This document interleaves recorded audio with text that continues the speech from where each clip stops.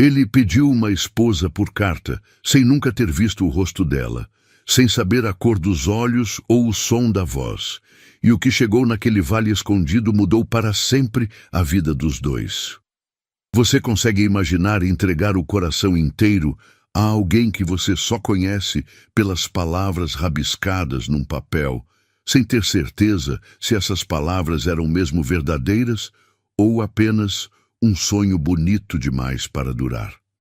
Pois foi exatamente isso que aconteceu no inverno rigoroso de 1899, num lugar cercado de araucárias e neblina que os antigos chamavam de Vale das Perdizes, lá no interior de Santa Catarina, onde o frio da serra descia pela manhã como um lençol branco e as histórias demoravam anos para serem contadas.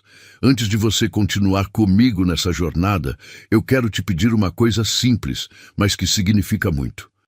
Escreva aqui embaixo, nos comentários, de qual cidade você está assistindo a essa história. Eu faço questão de ler cada um, de saber quem são as pessoas de bom coração, que ainda gostam de sentar e ouvir uma história de amor de verdade, dessas de antigamente, contadas com calma.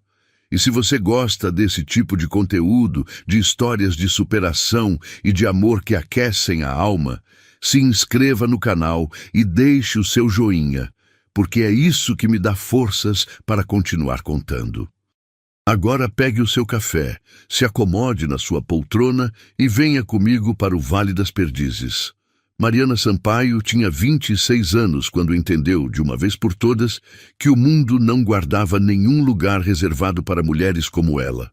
Costurava desde os 9 anos, quando a febre levou a mãe numa madrugada de chuva e o pai, que já era um homem quebrado, seguiu o mesmo caminho antes do fim daquele mesmo ano.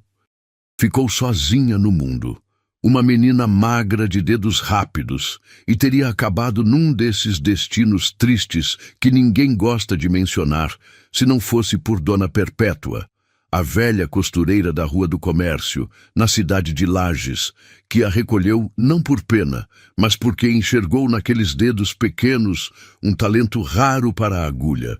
Foram 17 anos vivendo nos fundos daquele ateliê que cheirava a tecido novo, a cera de vela e a café requentado.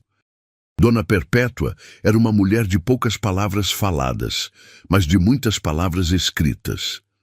Havia sido professora antes de enviuvar, e nas noites frias, quando a última cliente já tinha ido embora e a lamparina tremia sobre a mesa, ela ensinava a Mariana a ler, a fazer contas e a apreciar os livros que guardava numa arca de cedro.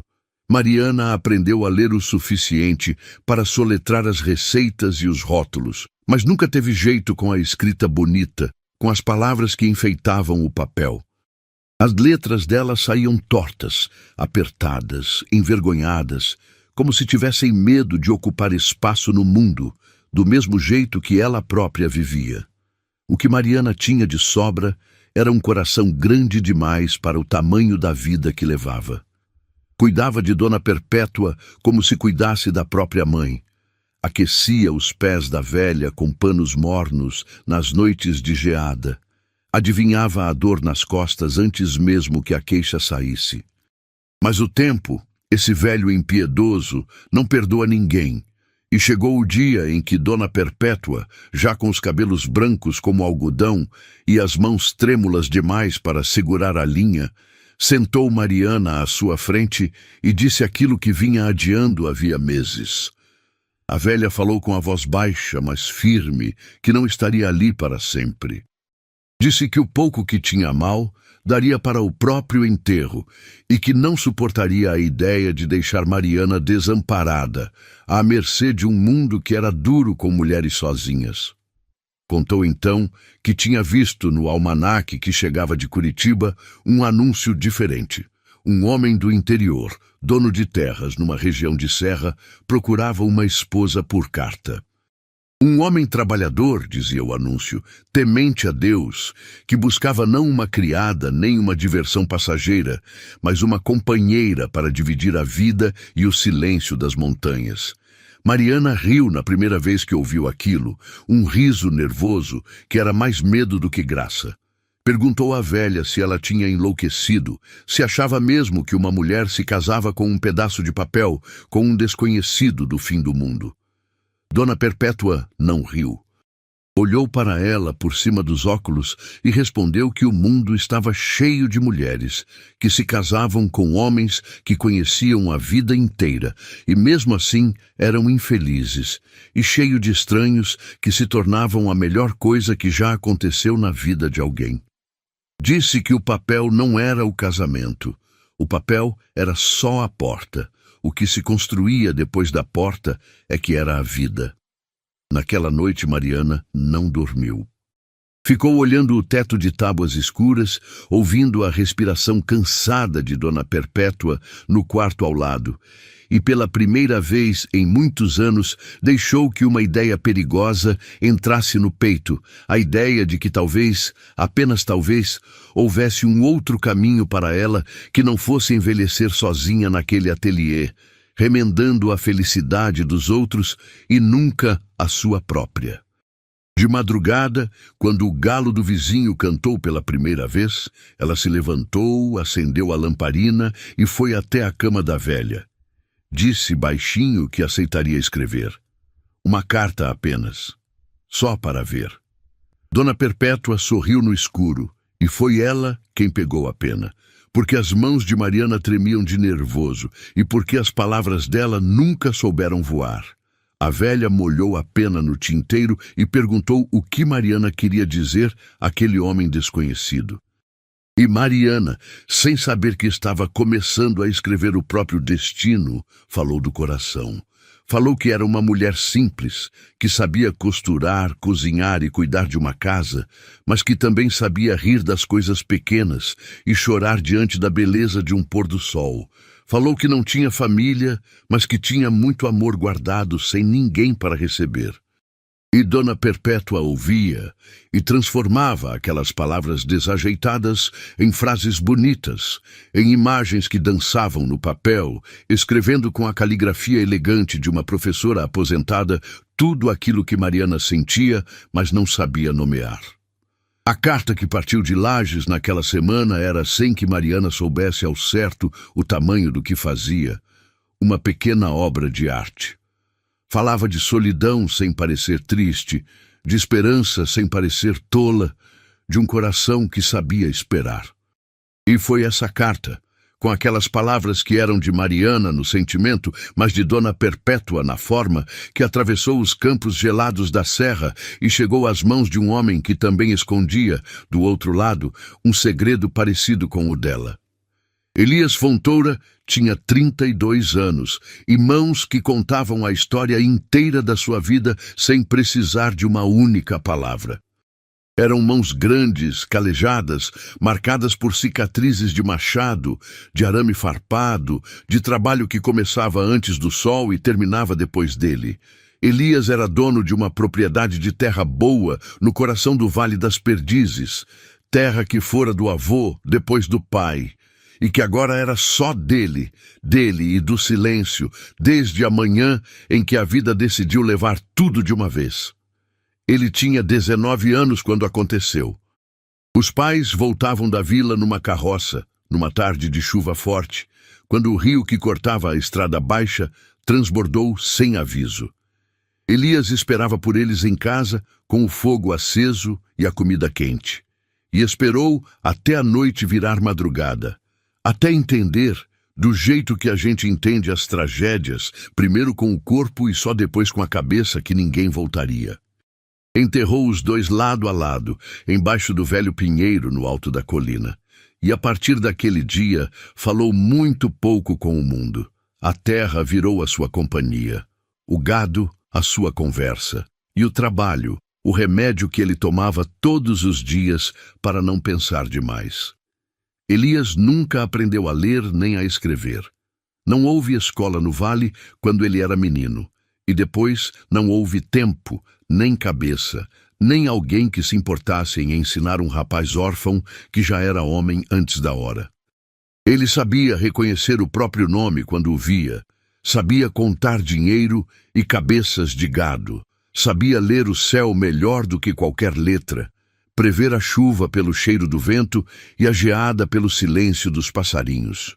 Mas diante de um papel escrito, Elias ficava tão perdido quanto uma criança, e essa era a vergonha secreta que ele carregava como quem carrega uma pedra no fundo do bolso, sempre ali, pesando, escondida de todos.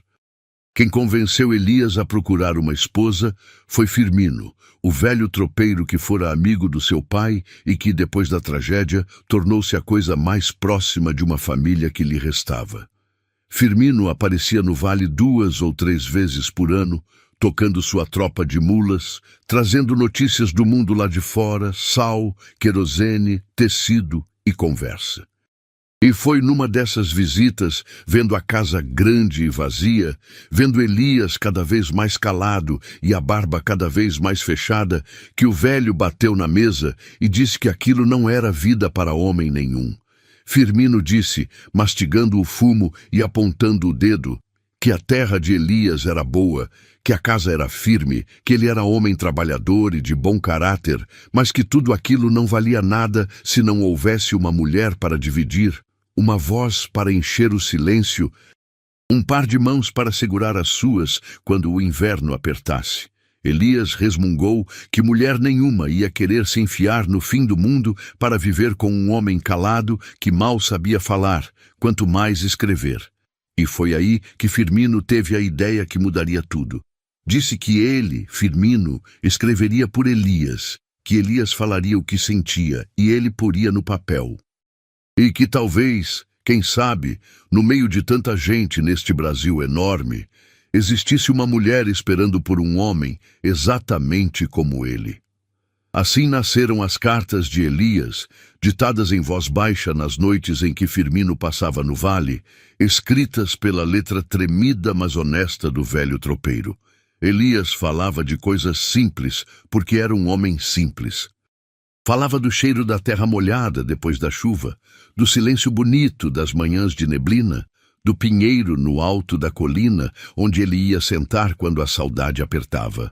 Falava que não sabia oferecer luxo nenhum, mas que oferecia uma casa firme, um coração inteiro e a promessa de nunca deixar faltar respeito nem cuidado.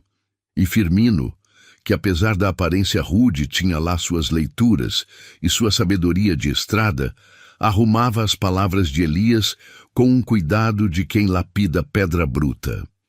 Quando a carta de Mariana chegou às mãos de Elias, foi Firmino quem a leu em voz alta, sentado no banco da cozinha à luz do candeeiro. E Elias, ouvindo aquelas palavras sobre uma mulher que sabia rir das coisas pequenas e chorar diante de um pôr do sol, uma mulher que tinha muito amor guardado e ninguém para receber, sentiu algo se mexer dentro do peito que ele julgava ter enterrado junto com a família debaixo do velho pinheiro. Pediu a Firmino que lesse de novo. E depois, mais uma vez. E naquela noite, pela primeira vez em 13 anos, Elias Fontoura foi dormir pensando no futuro e não no passado. As cartas foram e vieram durante todo aquele outono. Cada uma levava semanas para atravessar a distância entre Lages e o vale, carregada pela tropa de Firmino ou pelo correio incerto da serra, e por isso cada palavra era esperada como se espera a chuva na seca. Mariana ditava a Dona Perpétua, Elias ditava a Firmino. E sem que nenhum dos dois soubesse do outro, os dois viviam a mesma verdade estranha e bonita, a de estar se apaixonando por meio de palavras que não eram exatamente suas, mas que carregavam sentimentos que eram inteiramente verdadeiros. Porque o que Dona Perpétua enfeitava era o amor real de Mariana, e o que Firmino lapidava era a solidão real de Elias. E talvez, no fim das contas, seja isso o que todo mundo faz quando ama, empresta as palavras que consegue para tentar dizer o que sente. Foi numa dessas cartas que Elias, ou melhor, a coragem que crescia dentro dele, fez o pedido. Perguntou, com todas as letras que não eram dele, mas que diziam o que ele queria, se Mariana aceitaria vir ao vale. Não como criada, deixou bem claro, nem como obrigação. Viria como noiva. E se ao se conhecerem em pessoa algum dos dois sentisse que não era aquilo, ele mesmo pagaria a volta dela para casa, sem cobrança, sem vergonha. Mas que ele tinha uma esperança no peito, uma esperança que não sentia desde menino, de que talvez os dois tivessem sido feitos um para o outro sem nunca terem se visto. Mariana leu essa carta sozinha, à luz da janela, 3 vezes, e depois a apertou contra o peito e chorou. Não era um choro de tristeza. Era aquele choro raro e limpo de quando a vida, depois de anos apertando, finalmente afrouxa um pouco a mão e deixa a gente respirar. Dona Perpétua, do outro lado da sala, fingia costurar, mas observava tudo. E quando Mariana ergueu os olhos molhados e disse que ia aceitar, que ia para o vale, a velha apenas assentiu com a cabeça, como quem já sabia daquilo desde a primeira carta. A despedida foi a parte mais difícil. Dona Perpétua fez questão de arrumar o baú de Mariana com as próprias mãos trêmulas, dobrando cada peça de roupa com o cuidado de quem embrulha um tesouro. Colocou no fundo do baú a arca pequena com agulhas, linhas e a melhor tesoura do ateliê, dizendo que uma mulher que sabe costurar nunca passa fome nem depende de ninguém. E por cima de tudo, embrulhado num pano de renda, colocou algo que Mariana só descobriria depois, quando já fosse tarde para recusar. Mas isso fica para mais adiante na nossa história. Na manhã da partida, ainda escuro, as duas se abraçaram longamente na porta do ateliê. Mariana chorava e dizia que não sabia se estava fazendo a coisa certa, que o medo era grande, que se aquele homem não fosse nada do que as cartas diziam. Dona Perpétua segurou o rosto da menina que ela criou entre as mãos enrugadas e disse as últimas palavras de conselho que Mariana levaria consigo pelo resto da vida. Disse que o medo era normal, que todo começo verdadeiro assusta, mas que ela deveria lembrar de uma coisa acima de todas as outras. Disse que fosse ela mesma, que as cartas tinham aberto a porta, mas que dali para frente quem entraria pela porta seria Mariana, a Mariana de verdade, e que era essa Mariana, e não as palavras bonitas no papel, que mereceria ser amada. Mariana prometeu que sim, sem entender ainda o peso daquele conselho, sem imaginar como aquelas palavras voltariam para assombrá-la nas semanas seguintes. Subiu na carroça que a levaria até a estação, olhou para trás uma última vez e viu a silhueta pequena e curvada de Dona Perpétua acenando na porta, ficando cada vez menor, até sumir na neblina da madrugada. E foi assim, com o coração dividido entre o medo do que deixava para trás e a esperança do que a esperava adiante, que Mariana Sampaio partiu ao encontro de um homem que ela amava sem conhecer, levando consigo um segredo que ainda não sabia que seria tão difícil de carregar. A viagem durou 3 dias, que pareceram 3 meses. Primeiro foi a carroça sacolejante pela estrada de terra. Depois, o trem que cortava a serra soltando fumaça preta contra o céu cinzento. E por fim, a última carona numa jardineira velha que subia devagar pelas curvas da montanha, o motor tossindo a cada aclive. Mariana ia colada na janela, o xale de lã apertado contra o corpo, olhando a paisagem mudar diante dos olhos como se folheasse um livro que nunca tinha lido. As casas foram ficando raras, os campos foram ficando largos e as araucárias começaram a surgir, primeiro poucas, depois muitas, aquelas árvores de copa aberta como guarda-chuvas contra o céu, tão antigas que pareciam ter visto o mundo nascer. Quanto mais o caminho subia, mais o frio apertava e mais o medo crescia dentro dela. Mariana revirava na cabeça todas as perguntas que não tinham resposta. E se ele fosse rude na pessoa e as cartas fossem só uma armadilha bonita? E se ela chegasse e ele se decepcionasse com o rosto dela, com as mãos calejadas de costureira, com o vestido simples, que era o melhor que tinha? E, sobretudo, batia mais forte que todas. E se ele descobrisse que aquelas palavras que o encantaram não eram bem dela, que quem as havia escrito com tanta beleza tinha sido a mão trêmula de uma velha professora, e que a Mariana, de verdade, mal conseguia alinhavar duas frases no papel sem sentir vergonha? Esse pensamento a perseguia como uma sombra, e ela o empurrava para o fundo do peito toda vez que ele aparecia, prometendo a si mesma que pensaria nisso depois, sempre depois. Quando a jardineira finalmente parou no fim da linha, numa vila pequena chamada Passo do Cedro, já era o fim da tarde. O sol se punha atrás das montanhas e pintava o céu de um alaranjado que doía de tão bonito, e o ar cheirava a lenha queimada e a mato molhado.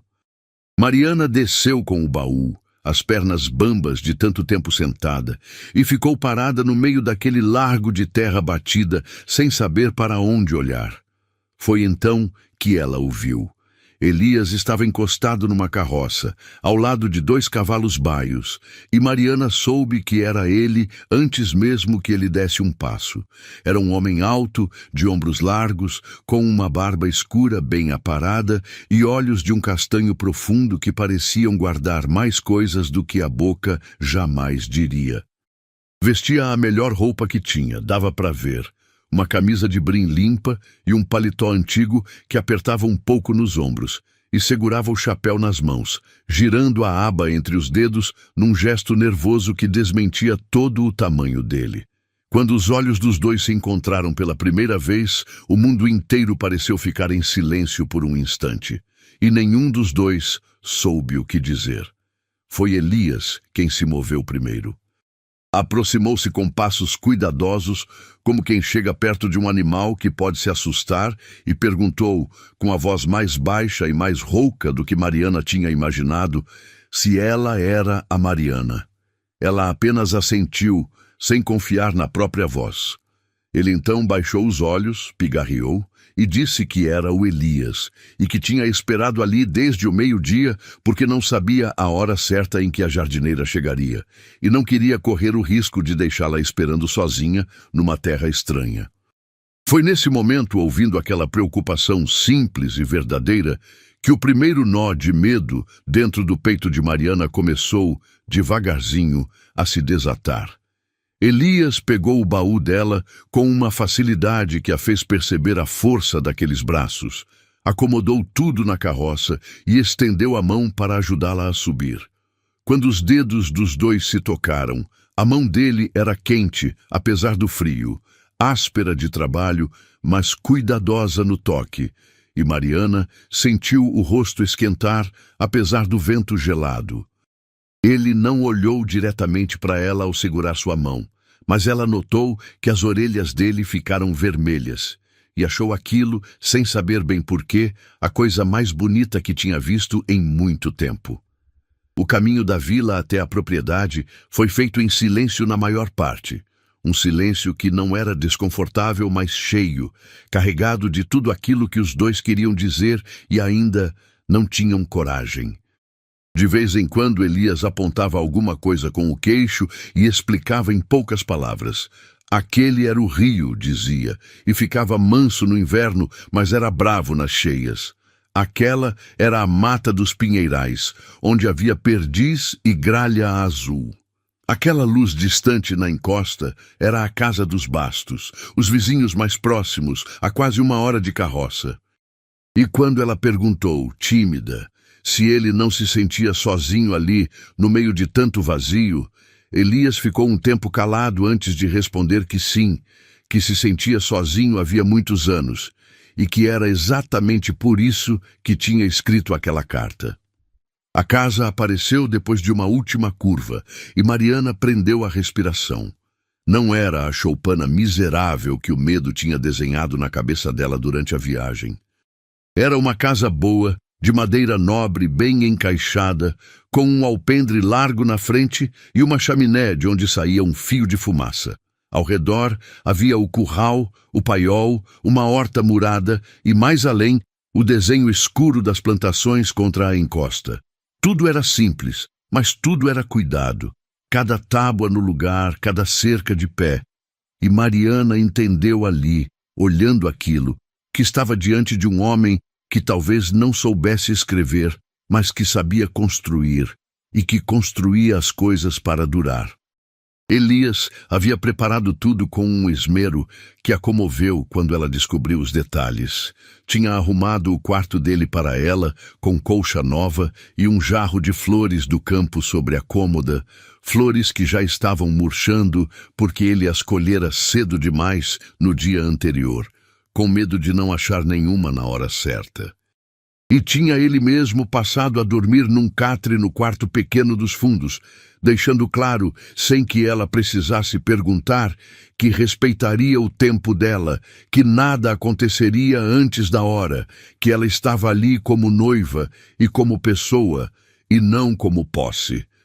Naquela primeira noite, comendo a sopa quente que ele havia deixado no fogo, Mariana olhou para aquele homem grande e desajeitado, que mal sabia manter uma conversa, mas que tinha colhido flores com medo, e sentiu que talvez Dona Perpétua estivesse certa o tempo todo. O casamento foi marcado para 10 dias depois, tempo suficiente para que o padre viajante passasse pela capela do Paço do Cedro na sua ronda mensal pelas vilas da Serra. Foram 10 dias que mudaram Mariana por dentro. De manhã, ela cuidava da casa e da horta, e descobriu que gostava daquela terra, do cheiro dela, do modo como o orvalho brilhava nas folhas de couve ao amanhecer. À tarde, muitas vezes, Elias aparecia mais cedo do trabalho, com uma desculpa qualquer, só para ficar perto dela, e os dois conversavam no alpendre enquanto o sol descia. Foi nessas conversas que Mariana descobriu que o homem calado das cartas era, ao vivo, ainda mais calado, mas que quando ele finalmente falava, falava coisas verdadeiras, sem enfeite, e que havia nele uma ternura escondida como brasa embaixo da cinza. Mas foi também nesses 10 dias que os dois segredos começaram, cada um do seu jeito, a bater na porta. Numa tarde, Mariana encontrou sobre a mesa da cozinha as cartas que ela havia mandado, todas guardadas, amarradas com um barbante, as pontas gastas de tanto serem manuseadas. Ela ficou olhando aquele maço, aquelas palavras bonitas que não eram bem dela, e o peito apertou de culpa. E na mesma tarde, sem que um soubesse do drama do outro, Elias observava Mariana passar o dedo pelas letras e sentia o seu próprio nó apertar, porque ele sabia que aquelas cartas guardavam palavras que ele havia sentido, mas não havia escrito, e temia o dia em que ela fosse pedir que ele lesse alguma coisa em voz alta e descobrisse que o marido que escolhera não sabia decifrar nem o próprio bilhete. O dia do casamento amanheceu com uma geada leve cobrindo o vale, e o mundo inteiro parecia feito de prata quando os dois desceram até a capela do Paço do Cedro. Mariana vestia um vestido que ela mesma havia costurado durante aqueles 10 dias, aproveitando um corte de tecido cor de pérola que Dona Perpétua escondera no fundo do baú como surpresa, junto com um bilhete que dizia apenas que toda noiva merece um vestido feito de amor, e que aquele fora costurado com as mãos de quem mais a amava no mundo. Mariana chorou ao encontrar o tecido, e chorou de novo ao vestir, porque sentiu que Dona Perpétua, mesmo distante, estava ali com ela naquele dia. Foram poucos os convidados. O velho Firmino, que fez questão de ajeitar a viagem da tropa para não perder o casamento do rapaz que ele via como um filho, apareceu de roupa limpa e olhos marejados, e foi ele o padrinho. Dona Zulmira, uma vizinha viúva de rosto bondoso e riso fácil, que morava do outro lado do ribeirão, foi a madrinha, e trouxe um bolo de fubá ainda quente. E na hora em que o padre perguntou se Elias aceitava Mariana como esposa, o homem que mal conseguia juntar 2 frases, olhou fundo nos olhos dela, e respondeu com uma firmeza que fez a capela inteira sentir: Disse que aceitava e que aceitaria de novo 1000 vezes se preciso fosse. Mariana respondeu que sim, com a voz embargada, e quando os dois selaram a promessa, um raio de sol atravessou a janelinha da capela e caiu exatamente sobre eles. E Dona Zulmira jurou pelo resto da vida que aquilo tinha sido um sinal do céu. Se você está gostando dessa história até aqui, não esqueça de deixar o seu joinha e de escrever nos comentários se você também acredita que o amor de verdade pode nascer nos lugares mais inesperados. A sua participação ajuda muito o canal a crescer e a levar essas histórias para mais pessoas de bom coração. Agora vamos continuar, porque a vida do casal estava apenas começando e o vale ainda reservava muitas surpresas para os dois. Os primeiros meses de casados foram um aprendizado difícil e doce ao mesmo tempo. Dois estranhos que se amavam pelas cartas tiveram que aprender a se amar na vida real, com todos os seus cheiros, manias e silêncios. Mariana descobriu que Elias acordava antes do sol e gostava do café bem forte, quase amargo, e que ficava de mau humor quando chovia demais e ele não podia trabalhar na terra. Elias descobriu que Mariana cantarolava baixinho enquanto costurava, que tinha o costume de guardar as sobras de pão para os passarinhos e que era teimosa como uma mula quando achava que estava certa. E aos poucos, sem que nenhum dos dois percebesse a hora exata em que aconteceu, aquela casa que era só silêncio começou a se encher de vida. Mariana transformou aquela casa devagar, sem pressa, do jeito que a água transforma a pedra. Costurou cortinas de chita para as janelas, que antes eram apenas tábuas nuas contra o frio, e a luz da manhã passou a entrar filtrada e macia, pintando o chão de madeira de tons cor-de-mel.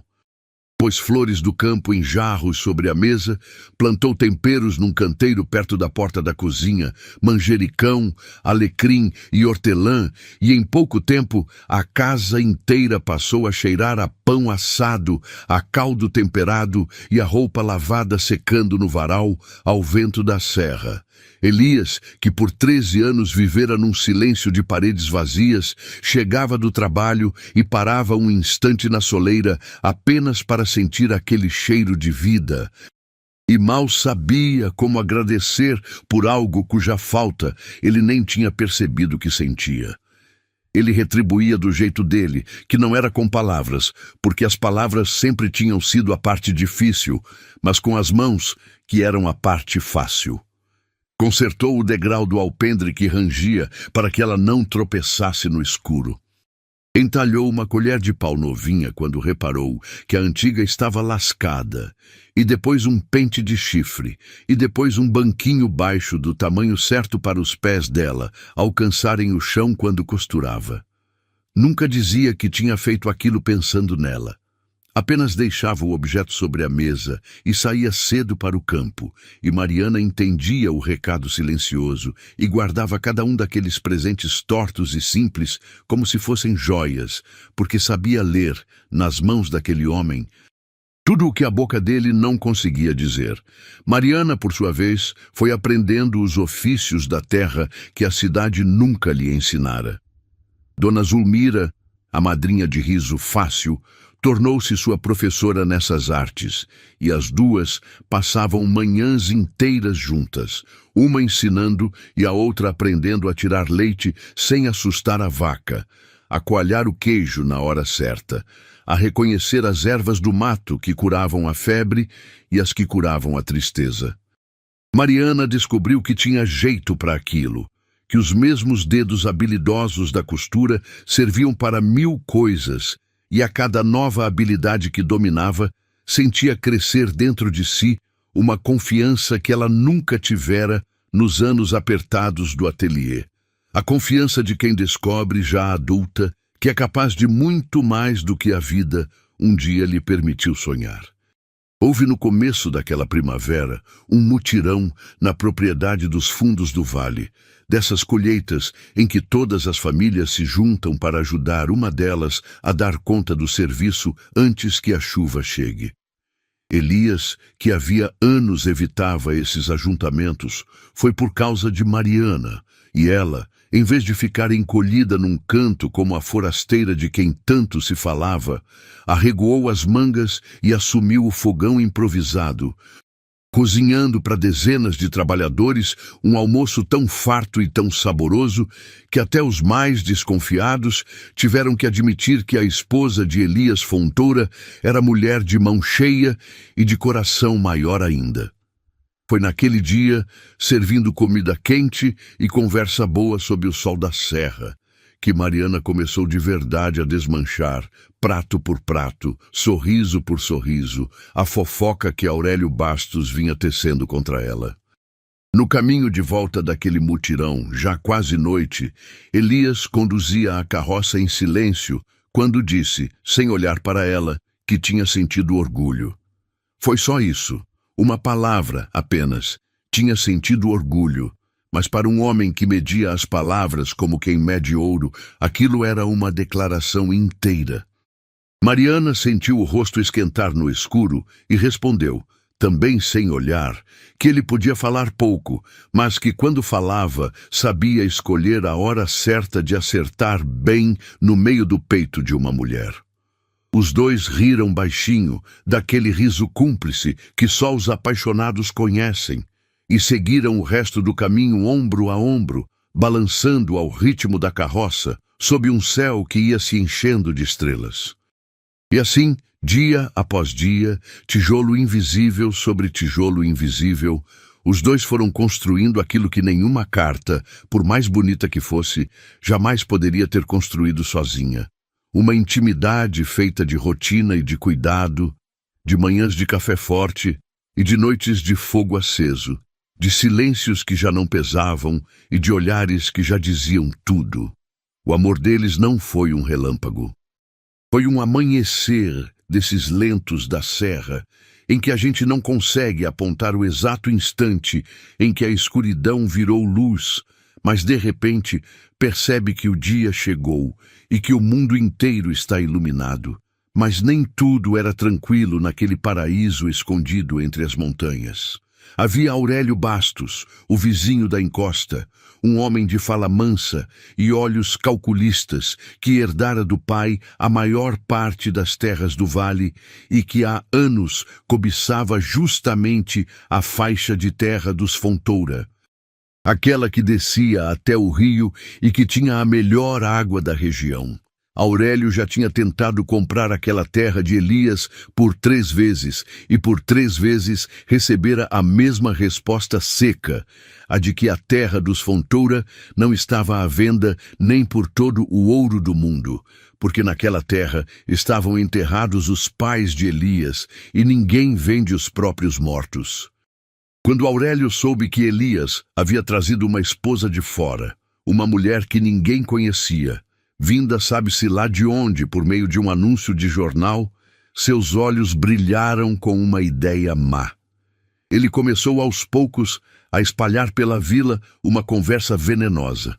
Dizia, sempre em tom de quem está apenas preocupado, que aquele casamento tinha algo de estranho, que ninguém se casava com um desconhecido a não ser por interesse. E insinuava que talvez aquela mulher tivesse vindo apenas para se apossar da terra do pobre Elias, que era um homem sozinho e fácil de enganar.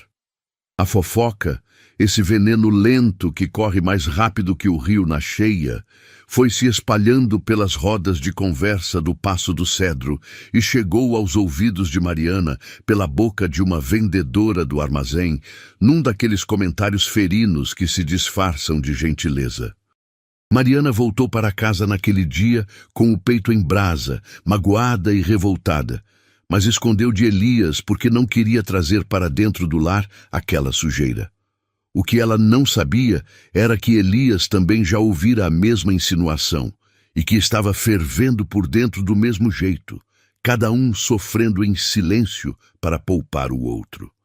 Foi Dona Zulmira, a madrinha de riso fácil, quem juntou os dois numa tarde e disse, com a franqueza dos velhos, que casal que esconde a dor um do outro acaba adoecendo por dentro, e que a fofoca de Aurélio Bastos só teria força se os dois deixassem que ela entrasse pela fresta do silêncio. Naquela noite, pela primeira vez, Elias e Mariana conversaram de verdade sobre o medo de cada um. Sentados diante do fogo, com o vento uivando lá fora, Elias confessou que sempre teve pavor de que alguém se aproximasse dele por interesse na terra, e que por um momento, ouvindo a fofoca, uma parte pequena e feia do coração dele tinha duvidado dela. Mariana não se ofendeu. Pegou a mão áspera dele entre as suas e disse que entendia o medo porque ela própria carregava um medo que ainda não tinha coragem de contar. Elias perguntou que medo era esse, e Mariana quase disse a verdade sobre as cartas ali mesmo. Mas as palavras entalaram na garganta e ela apenas respondeu que era o medo de não ser suficiente, de não ser a mulher que ele imaginava. Elias então fez algo que a desarmou por completo. Levou a mão dela aos lábios, beijou os dedos calejados de costureira e disse baixinho que ela era muito mais do que ele jamais imaginou, e mais do que ele achava que merecia. O inverno daquele ano foi um dos mais rigorosos de que o vale tinha notícia. A geada chegava antes do sol e demorava a ir embora. E uma manhã, quando Elias saiu para verificar a plantação de trigo, que era a esperança da colheita e do sustento do ano, encontrou boa parte dela queimada pelo frio, as espigas curvadas e cinzentas, como se o vale tivesse chorado gelo durante a noite. Ele voltou para casa com o rosto fechado, os ombros pesados, e Mariana entendeu de imediato, sem que ele precisasse dizer, que algo grave havia acontecido. Foi até ele, tirou o chapéu molhado das mãos dele e perguntou o que era. E Elias, que estava acostumado a carregar tudo sozinho, sentiu pela primeira vez, em muitos anos, o alívio de ter com quem dividir o peso. Outra mulher talvez tivesse chorado ou reclamado do destino que a trouxera para uma terra tão dura. Mariana fez o contrário. Vestiu o casaco mais grosso, calçou as botas de Elias que ficavam enormes nos pés dela e foi junto para o campo ajudar a salvar o que ainda podia ser salvo. Trabalharam lado a lado o dia inteiro, cortando e recolhendo as espigas que resistiram, cobrindo com palha as mudas mais novas para protegê-las das próximas noites de geada. As mãos de Mariana, acostumadas à delicadeza da agulha, ficaram vermelhas e rachadas de frio, mas ela não reclamou uma única vez. E quando Elias insistiu que ela voltasse para o calor da casa, ela respondeu, com aquela teimosia que ele já começava a amar, que tinha se casado para dividir a vida e que a vida incluía os dias ruins, não só os bonitos. Foi trabalhando juntos na adversidade que o amor dos dois deixou de ser promessa e virou raiz. À noite, exaustos, sentavam-se diante do fogo, e Mariana passava um unguento de ervas nas mãos machucadas de Elias. E Elias, para retribuir, aprendeu a esquentar os pés gelados dela entre as suas mãos grandes, do mesmo jeito que ela um dia aquecera os pés de Dona Perpétua. Havia nesses gestos uma intimidade que crescia devagar, feita de cuidado e de pequenos toques, de olhares que se demoravam um instante a mais do que o necessário, de sorrisos que apareciam sem motivo aparente. Numa dessas noites, Mariana provocou Elias dizendo que ele, nas cartas, parecia um homem cheio de palavras bonitas, mas que ao vivo mal abria a boca. Elias ficou vermelho até a raiz do cabelo e respondeu, depois de um silêncio longo, que talvez fosse mais fácil ser corajoso no papel do que na frente de uma mulher que fazia o coração dele bater errado. Mariana riu, um riso claro que encheu a casa, e por dentro sentiu uma pontada, porque ela sabia melhor do que ninguém como era fácil ser corajoso no papel, quando outra pessoa segurava a pena. Com a chegada das chuvas de primavera, o vale mudou de humor. As águas que desciam da serra engrossaram o rio dia após dia, e Mariana notou que, à medida que o barulho da correnteza aumentava lá embaixo, Elias ia ficando calado de um jeito diferente. Um silêncio tenso, que não era o silêncio manso de sempre. Ele passou a acordar no meio da noite e a ir até a janela, olhar para a escuridão na direção do rio, e comia pouco, e respondia às perguntas com meias palavras. Mariana não entendeu de imediato o que se passava, até lembrar, com um aperto no peito, da história que ele lhe contara na primeira noite, a de que fora justamente uma cheia daquele rio que levara os pais dele numa tarde de chuva forte. Entendeu então que para Elias a água subindo não era só água, era uma ferida antiga voltando a doer. Numa dessas madrugadas, no auge de uma tempestade que sacudia as tábuas da casa e fazia os pinheiros gemerem lá fora, Elias levantou-se de supetão. Havia lembrado que deixara parte do gado na invernada baixa, a mais próxima do rio, e que se as águas subissem depressa como estavam subindo, os animais ficariam encurralados entre a correnteza e a cerca.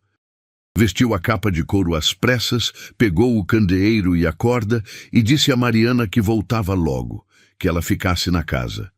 Mas havia no rosto dele, à luz trêmula da chama, um medo que não era só do gado.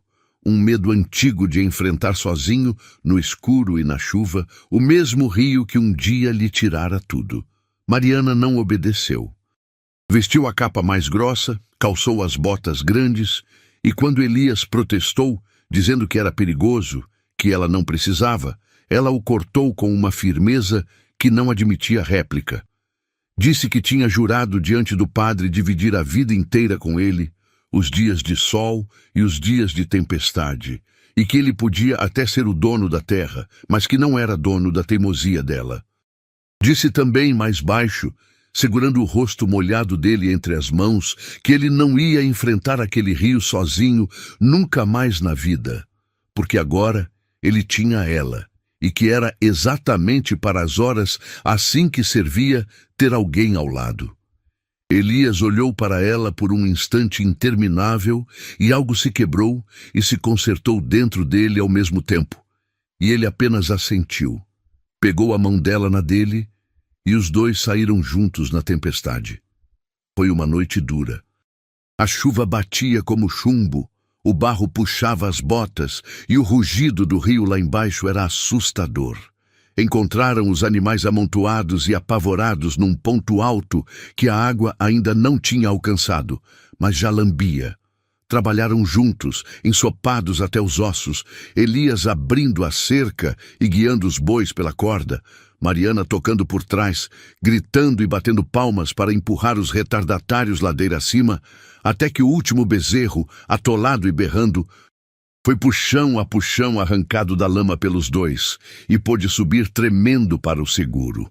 Quando o último animal alcançou o terreno alto, Elias caiu de joelhos no barro, exausto, e Mariana caiu ao lado dele, e os dois ficaram ali, ofegantes, rindo e chorando ao mesmo tempo debaixo da chuva, com aquela alegria selvagem de quem venceu uma batalha que parecia perdida.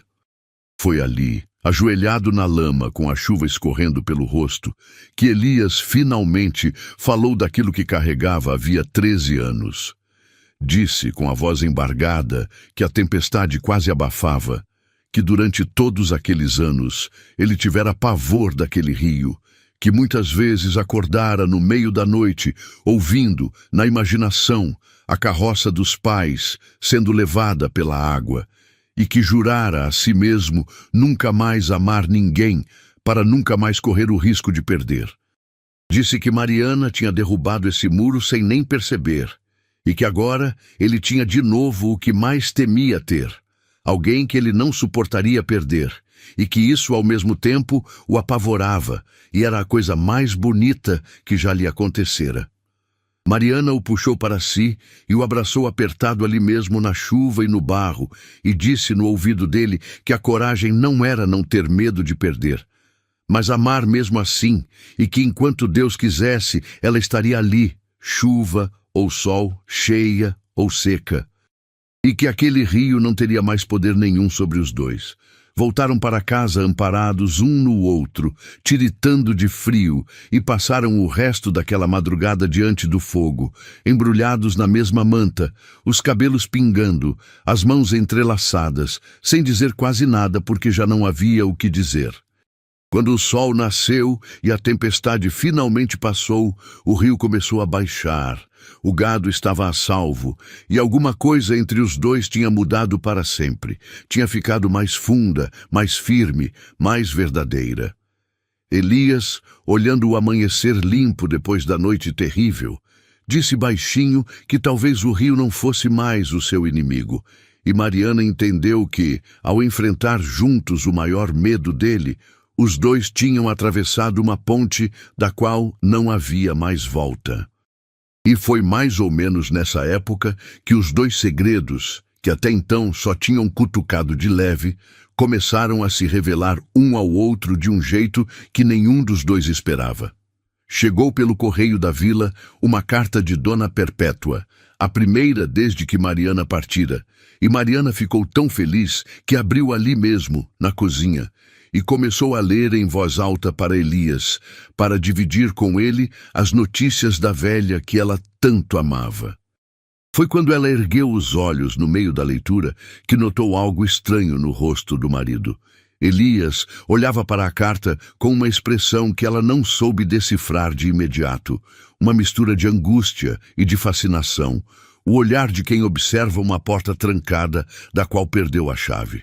E naquele instante, num relâmpago de compreensão, Mariana entendeu. Elias não sabia ler. Ela não disse nada. Fingiu que não tinha percebido, continuou a leitura até o fim, e guardou aquela descoberta no coração como quem guarda um segredo precioso e delicado. Naquela noite, deitada no escuro, Mariana juntou as peças.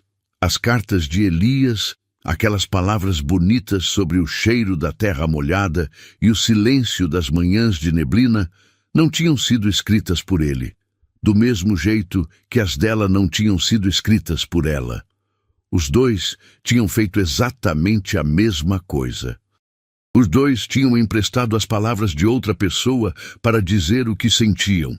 E em vez de raiva ou decepção, o que Mariana sentiu foi uma ternura imensa, quase dolorida, e uma vontade louca de rir e de chorar ao mesmo tempo, porque entendeu que ela e Elias eram, no fundo, feitos exatamente da mesma matéria. Mas se por um lado a descoberta a aproximou dele, por outro, tornou o próprio segredo dela ainda mais pesado. Porque agora Mariana sabia que Elias também escondia algo. E a coisa certa a fazer seria contar a verdade, abrir o jogo, os dois confessando juntos e rindo da coincidência. Ela chegou perto de fazer isso várias vezes, mas toda vez que ia falar, o medo antigo a segurava, o medo de que Elias, ao descobrir que a mulher das cartas maravilhosas era na verdade uma costureira que mal sabia escrever, se sentisse enganado, traído, e olhasse para ela com aqueles olhos castanhos de um jeito diferente, decepcionado. E assim ela adiava, sempre adiava, sem imaginar que quanto mais adiasse, mais dolorosa seria a hora em que a verdade viesse à tona, por conta própria, como a verdade sempre vem. Enquanto isso, Aurélio Bastos não descansava. Vendo que a fofoca sozinha não tinha conseguido separar o casal, nem enfraquecer a determinação de Elias de manter a terra, o vizinho ambicioso partiu para um plano mais frio e mais calculado. Começou a frequentar o cartório da Vila Sede, a remexer em papéis antigos, procurando alguma falha, alguma brecha na documentação da terra dos Fontoura. E o que ele descobriu, ou o que ele achou que poderia usar, seria a faísca que quase incendiaria toda a felicidade que Elias e Mariana vinham construindo com tanto cuidado. O que Aurélio encontrou nos papéis empoeirados do cartório foi que a escritura da terra dos Fontoura, lavrada muitos anos antes pelo avô de Elias, tinha uma parte antiga e mal registrada, uma faixa que descia até o rio e que nunca fora formalmente medida nem passada para o nome do pai de Elias antes da tragédia. Na letra fria da lei, aquilo abria uma brecha, e Aurélio, que tinha dinheiro e conhecia o juiz da comarca, entrou com um pedido para reivindicar aquela faixa de terra como devoluta, alegando que ela nunca pertencera de direito aos Fontoura. Era uma manobra suja, todos no vale sabiam disso, mas a justiça da serra corria devagar e nem sempre corria para o lado certo. E a notícia caiu sobre Elias como um segundo desabamento. Elias, que mal sabia ler, viu-se de repente afogado num mar de papéis que não conseguia decifrar, de intimações e prazos e termos jurídicos que para ele eram como língua de outro mundo. E foi aí que o segredo que ele tanto escondia se transformou de vergonha em desespero, porque ele percebeu que poderia perder a terra dos pais simplesmente por não entender o que estava escrito nos documentos que chegavam. Numa noite, Mariana o encontrou sentado à mesa da cozinha, com todos aqueles papéis espalhados na frente, a cabeça entre as mãos, e viu no rosto do marido uma derrota que ela nunca tinha visto antes, nem no dia da geada. Foi então que Mariana tomou a decisão que mudaria tudo. Puxou uma cadeira, sentou-se ao lado dele e disse com toda a delicadeza do mundo que ela sabia.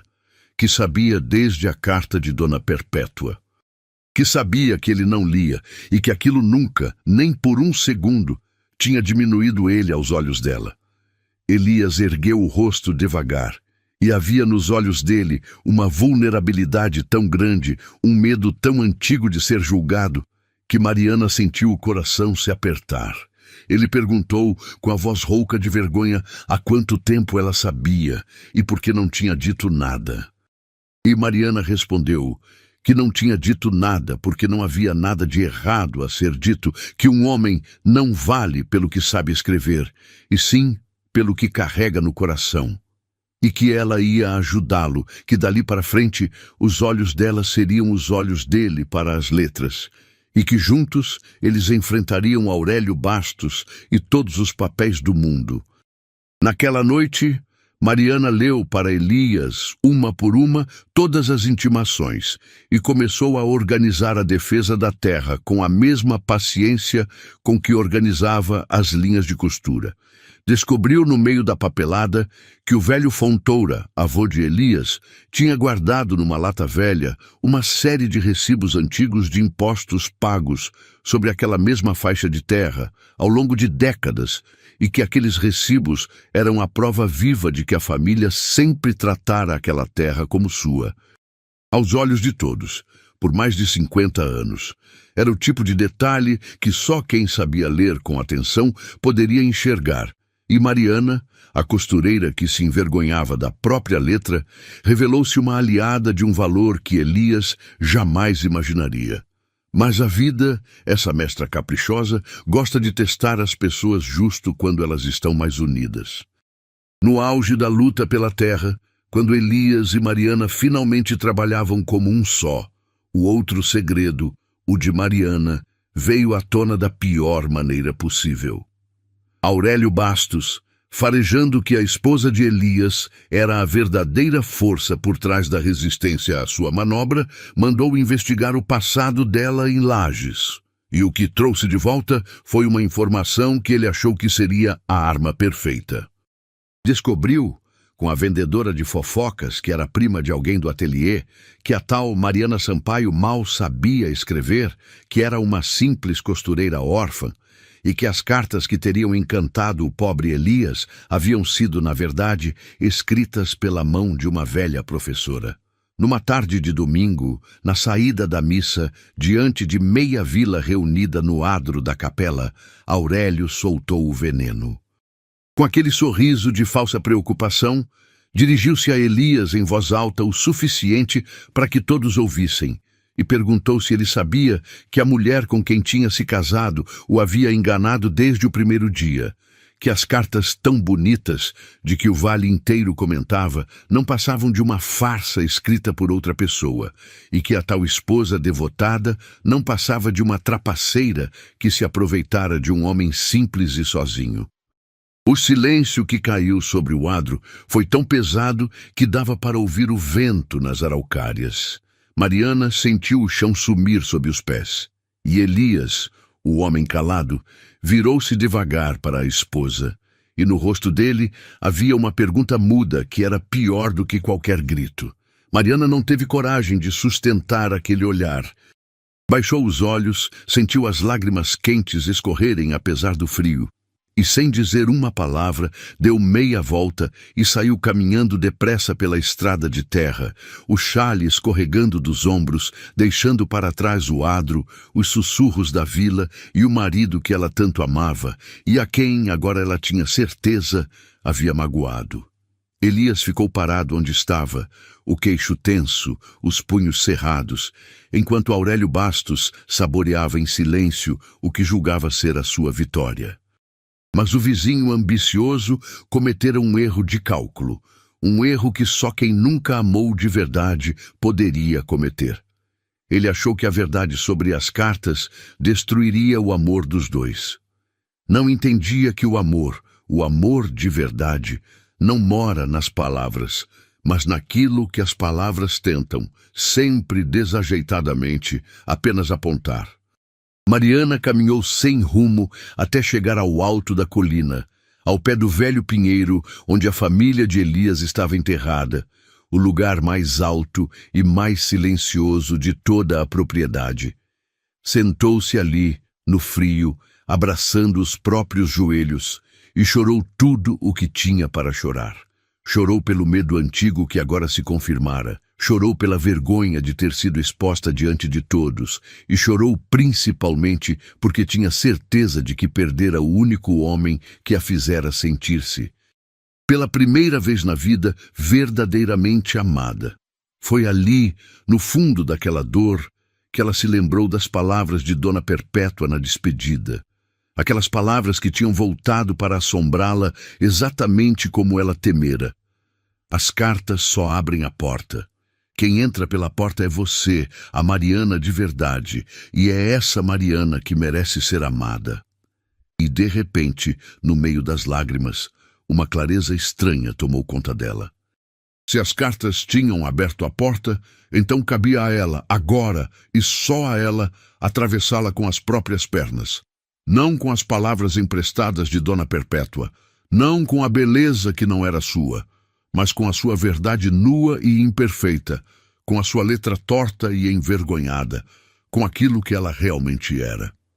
Mariana enxugou o rosto, desceu a colina de volta para casa, e naquela noite, sozinha à mesa da cozinha, à luz trêmula do candeeiro, fez algo que nunca tinha feito na vida. Pegou a pena, molhou no tinteiro e começou a escrever com a própria mão, sem que ninguém ditasse, a carta mais importante de toda a sua existência. Levou horas. As letras saíam tortas, algumas palavras vinham erradas e ela riscava. O papel foi ficando manchado de tinta e de lágrima, mas ela não parou. Escreveu para Elias tudo aquilo que nunca tinha tido coragem de dizer. Escreveu que era verdade, que as primeiras cartas tinham sido postas no papel pela mão de Dona Perpétua, porque a letra dela era feia e as palavras dela nunca souberam voar.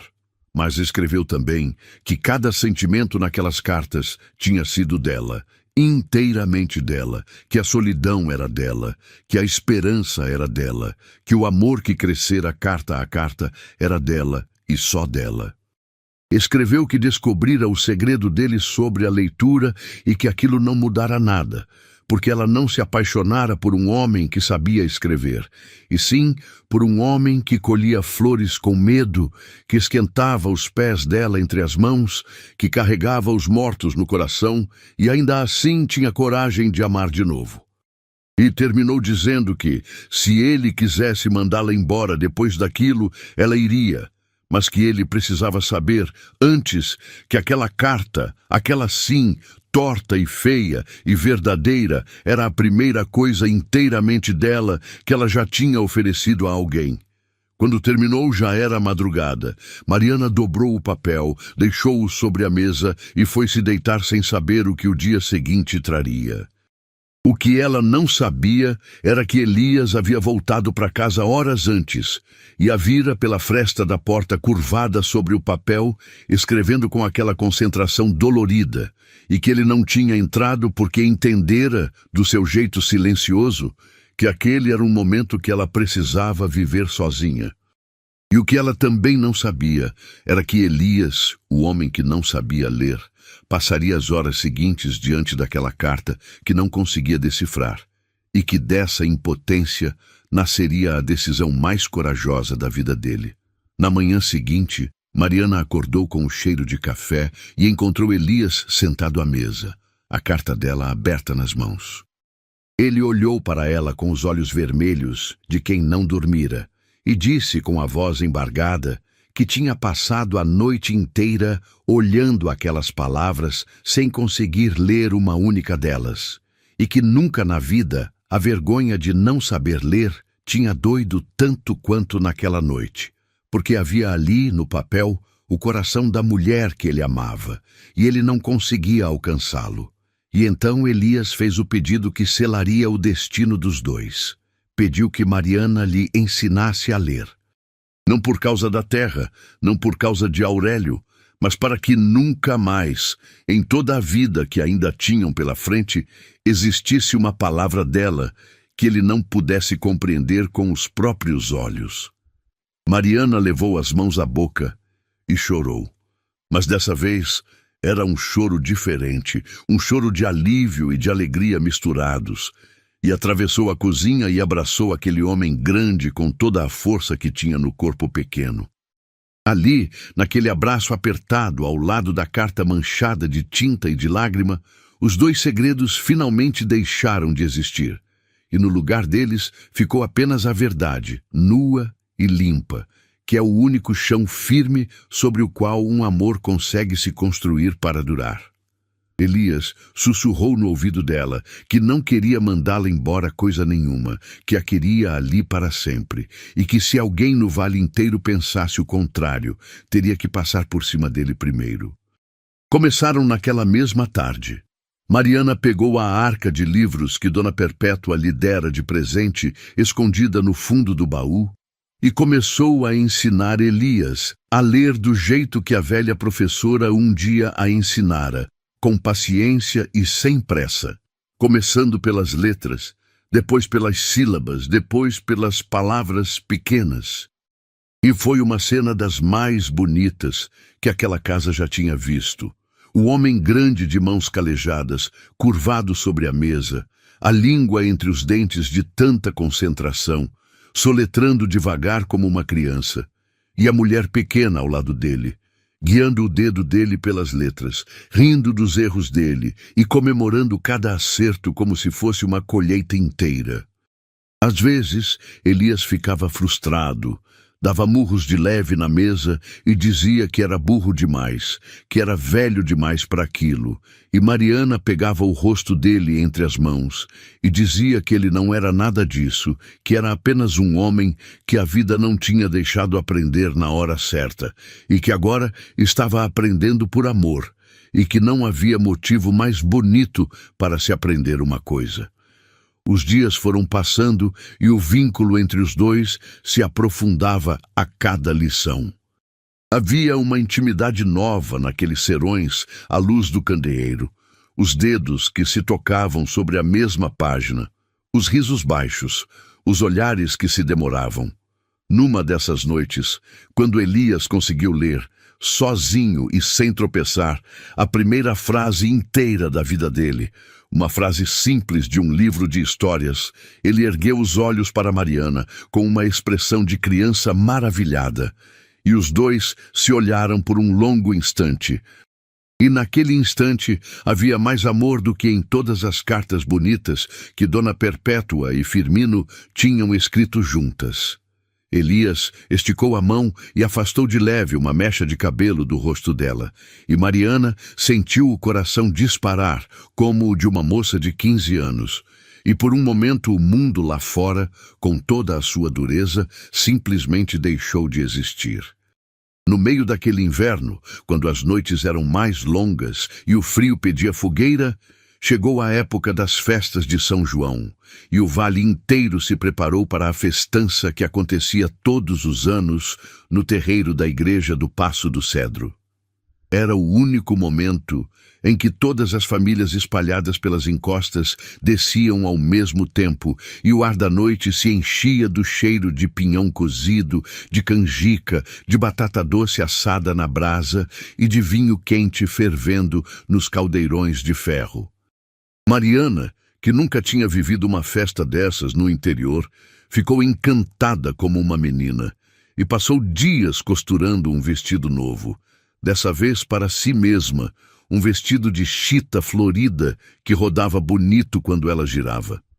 Elias, no começo, resmungou que festa não era com ele, que havia 13 anos não punha os pés naquele terreiro desde antes da tragédia e que preferia ficar em casa cuidando do gado.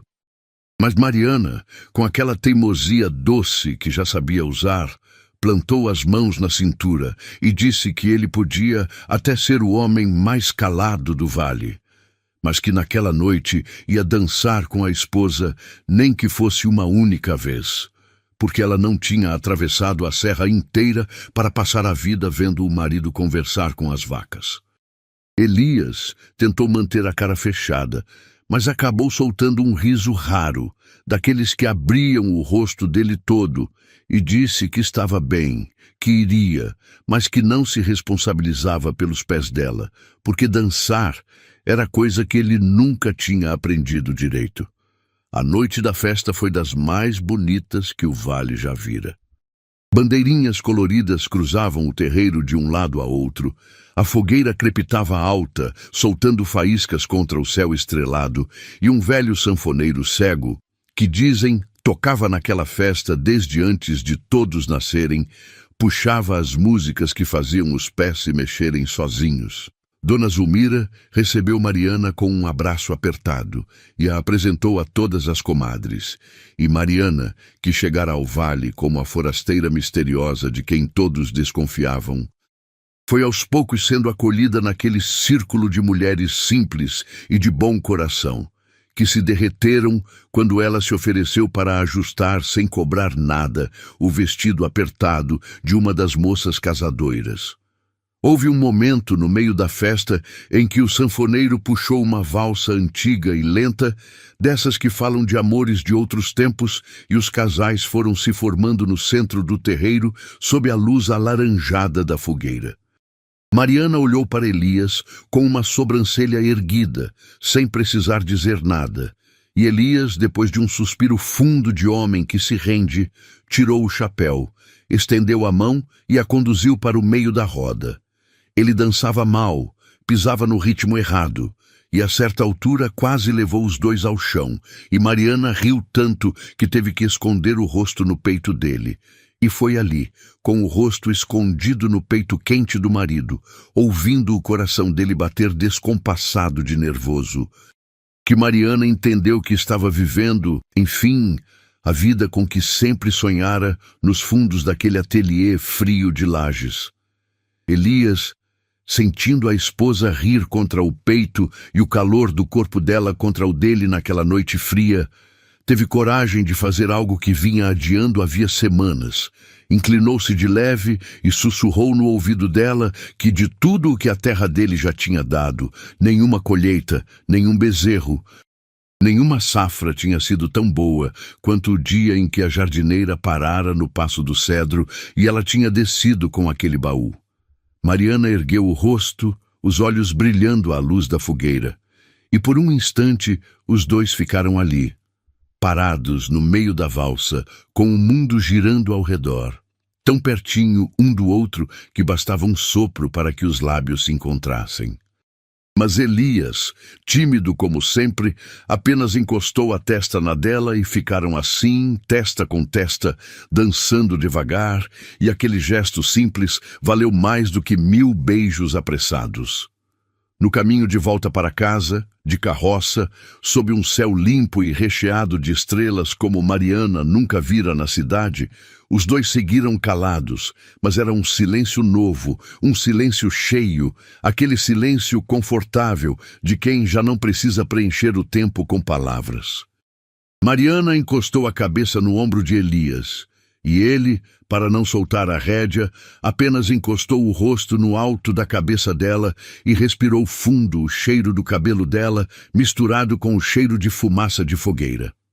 Foi Mariana quem quebrou o silêncio, dizendo baixinho que nunca tinha sido tão feliz e que tinha medo às vezes de que tudo aquilo fosse bom demais para ser verdade e pudesse desaparecer. Elias apertou a rédea com uma mão e com a outra procurou a mão dela no escuro. E disse que enquanto ele estivesse vivo, nada, nem geada, nem seca, nem Aurélio Bastos, nem homem nenhum sobre a face da terra ia tirar dela aquela felicidade. Os dias que se seguiram à festa foram como uma segunda lua de mel, uma primavera adiantada no meio do inverno. Mariana passou a acompanhar Elias em muitas das tarefas da propriedade, e ele descobriu que gostava de ter a companhia dela por perto, de explicar a ela os nomes dos pássaros, de mostrar onde as perdizes faziam ninho e onde a água do rio era mais limpa. Ensinou-a a montar a cavalo, segurando-a pela cintura com um cuidado que fazia o rosto dos dois esquentar, e nas tardes de sol raro, os dois subiam até o alto da colina, ao pé do velho pinheiro, e ficavam ali sentados, olhando o vale inteiro se estender aos pés deles, dourado e verde e infinito.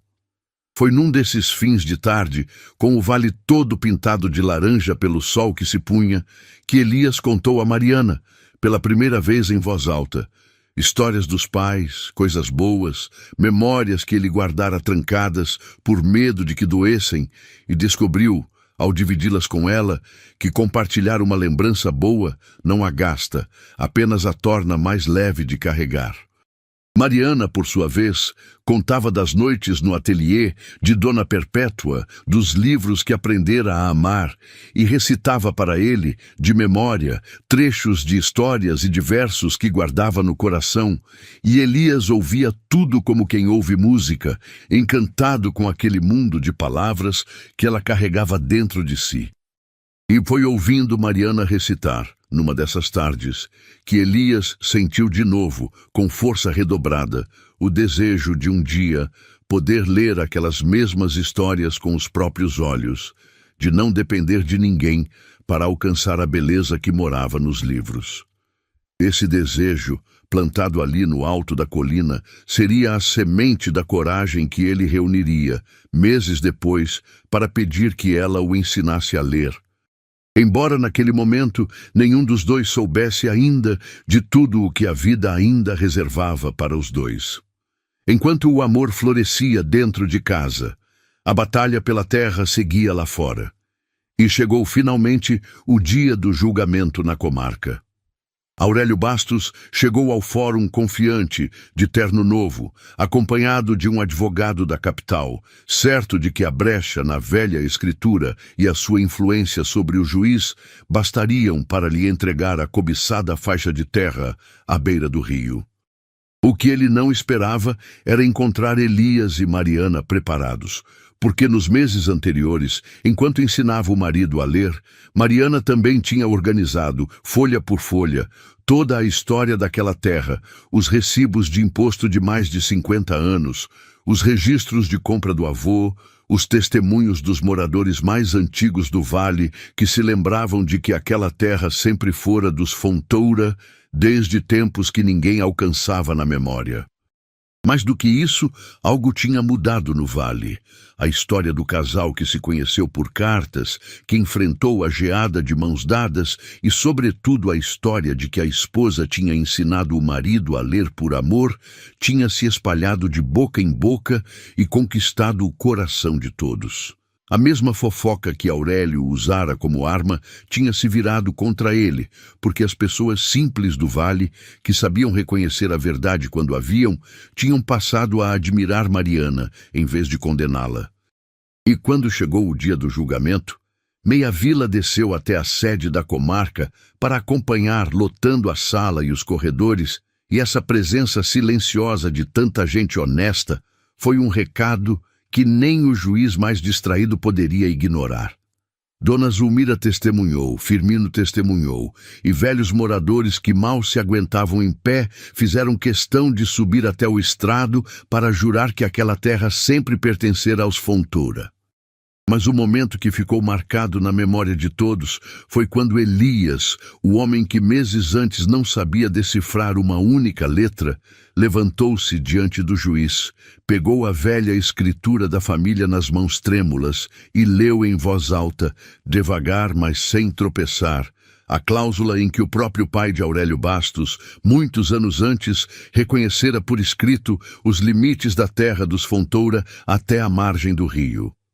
Era um documento que estivera o tempo todo no meio dos papéis, mas que ninguém tinha lido com atenção suficiente. E foi Mariana quem o encontrara, e foi Elias quem o leu. E a ironia de tudo aquilo não passou despercebida por ninguém na sala.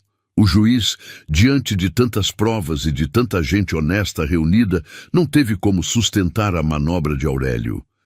Bateu o martelo e declarou que a terra dos Fontoura, do alto da colina até a margem do rio, pertencia por direito e por história a Elias, e que o pedido de Aurélio Bastos era improcedente.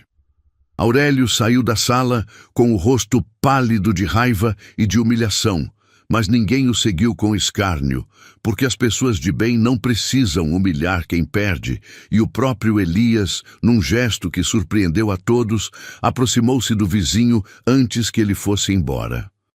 Não para provocar, mas para estender a mão. Disse a Aurélio, com a calma dos homens que já sofreram demais para guardar rancor, que o vale era grande o bastante para os dois, que a água do rio dava para as duas famílias e que se um dia Aurélio precisasse de ajuda numa colheita ou numa seca, encontraria a porta dos Fontoura aberta.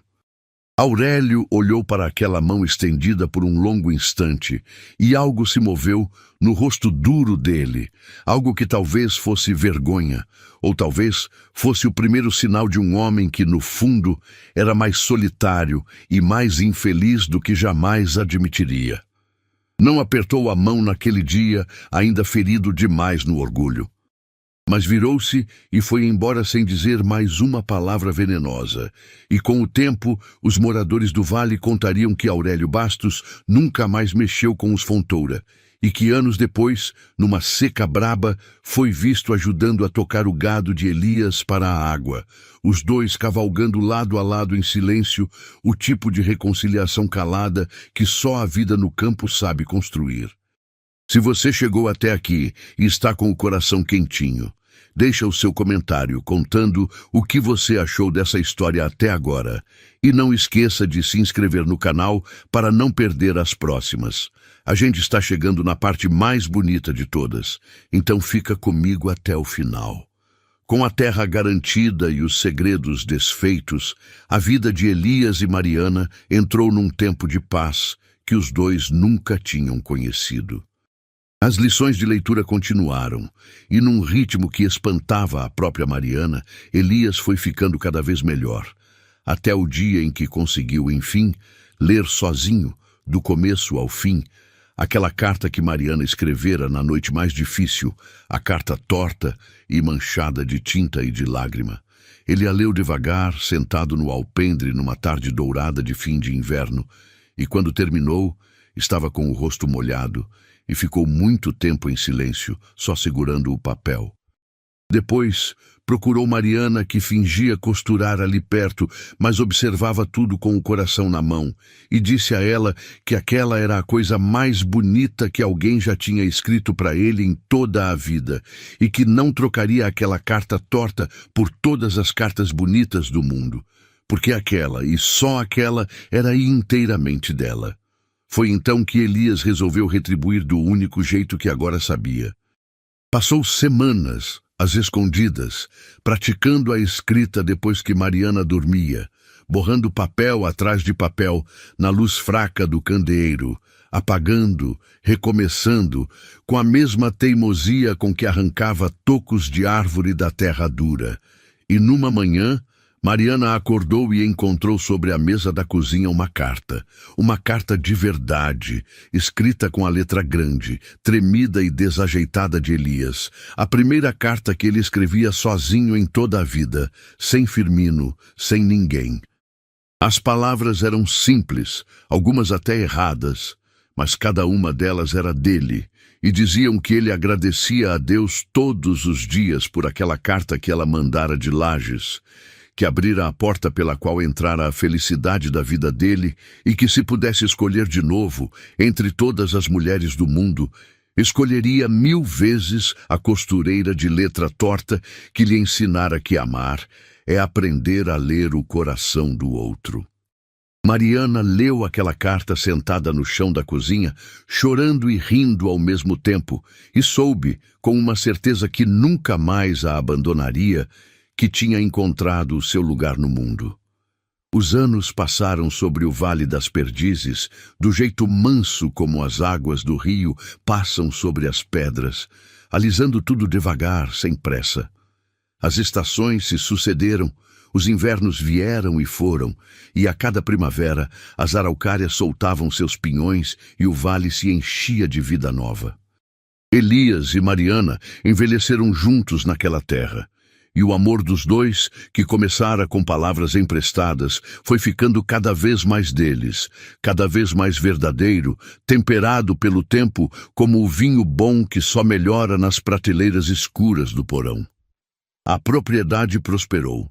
As colheitas se recuperaram e vieram fartas nos anos seguintes, o gado se multiplicou nas pastagens à beira do rio, e a casa, que um dia fora só silêncio, passou a ser conhecida em todo o vale como a casa mais acolhedora da região, aquela onde o viajante sempre encontrava um café quente, uma cadeira no alpendre e uma conversa boa.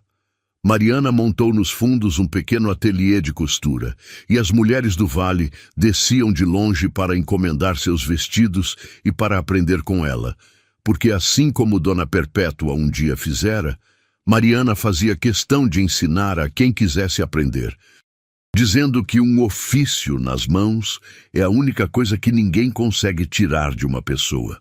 Mas talvez a coisa mais bonita que Elias e Mariana fizeram nos longos anos que se seguiram tenha sido aquilo que o vale passou a chamar, com carinho, de o costume da casa dos Fontoura, porque num vale de gente simples, onde muitos, assim como Elias um dia fora, nunca tinham tido a chance de aprender as letras, correu a notícia de que na casa do alto da colina morava um casal que sabia escrever cartas bonitas e ler as que chegavam.